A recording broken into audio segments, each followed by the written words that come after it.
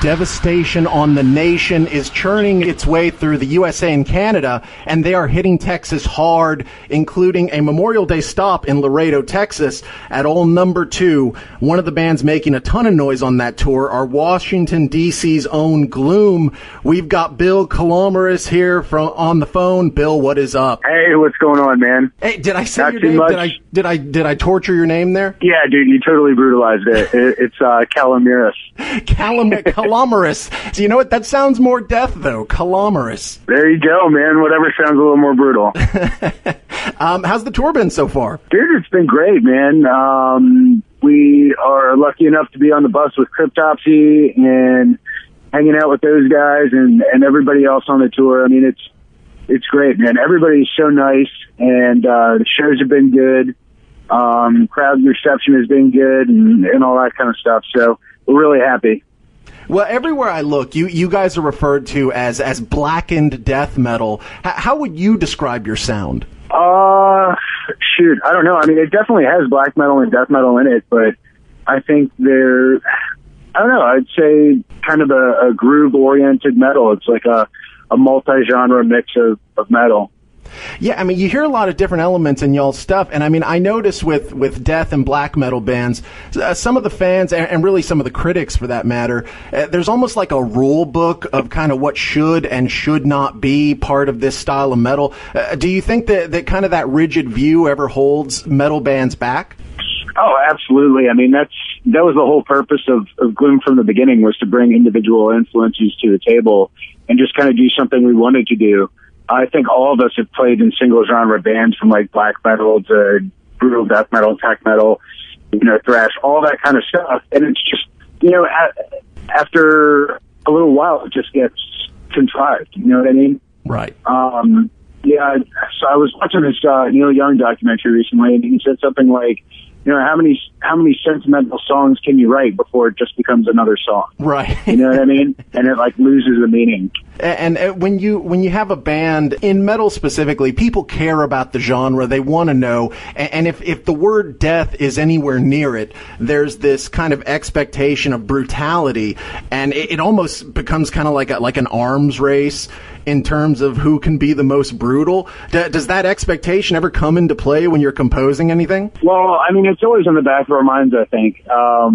But at the end of the day, I mean, we're doing this because we enjoy it and because we want to express ourselves. And I just happen to have a death metal background, and all of us do, actually. So it's just, when I hear the term death metal, that, and I guess because I'm a vocalist, I think of it more as like a vocal treatment rather than anything else.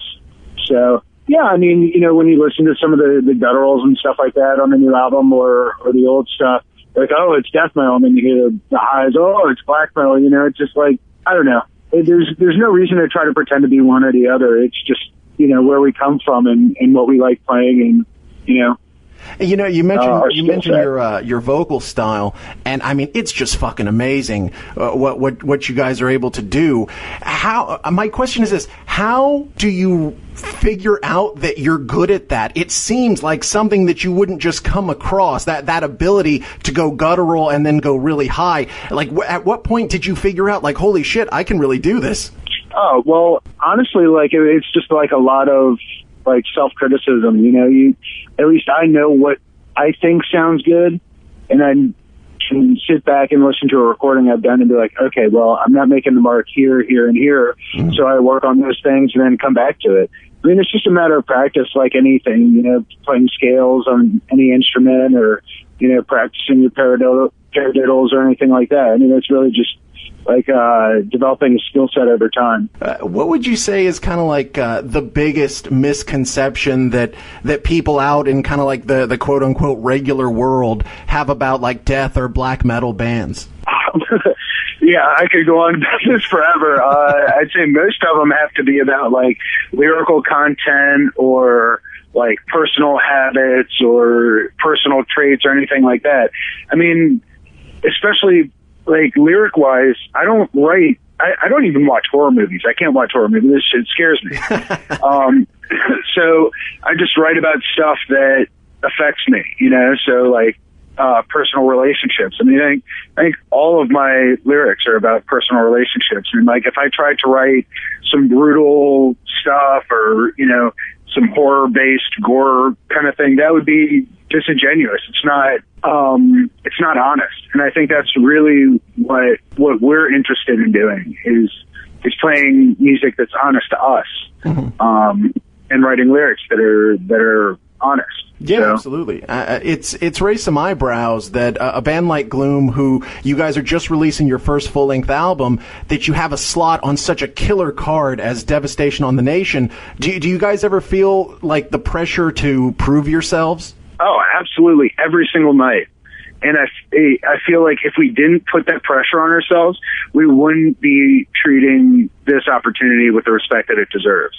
You know, this is like I said, we're the smallest band on the tour. This is a huge opportunity for us.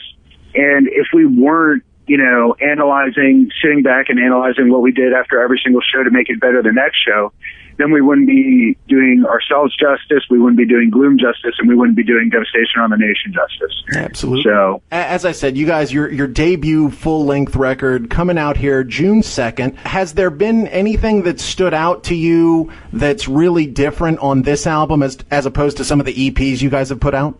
Yeah, absolutely. So we only have one EP out, and I guess what's really different about this record, we purposely tried to kind of, you know, we created this little bubble for ourselves on the first EP, and we just kind of tried to prod in every direction possible to expand the sound and not pigeonhole ourselves. You know, I mean, each of us are capable musicians that can play multiple genres, so why aren't we doing that? Or why aren't we at least trying to form our own little niche so that we can do what we feel like doing rather than, you know, prescribing to this, you know, predefined pigeonhole that people want to put you in so that they can easily define you. Do you guys have anything in the pipeline that you want the fans to be on the lookout for? Dude, we've got pre-orders right now that are up on indie merch, indiemerch.com/Gloom.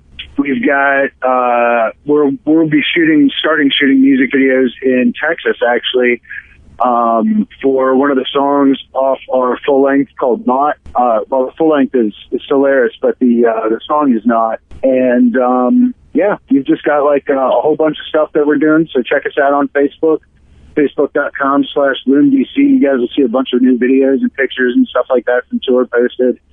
We've got like some behind the scenes from making the album, and yeah. Very cool. See Cryptopsy, Decrepit Birth, Rivers of Nile, The Zenith Passage, Visceral Disgorge, The Kennedy Veil, Seeker, and of course Gloom. It's Devastation on the Nation. Bill, thank you so much for coming on. Thank you so much for having me, man.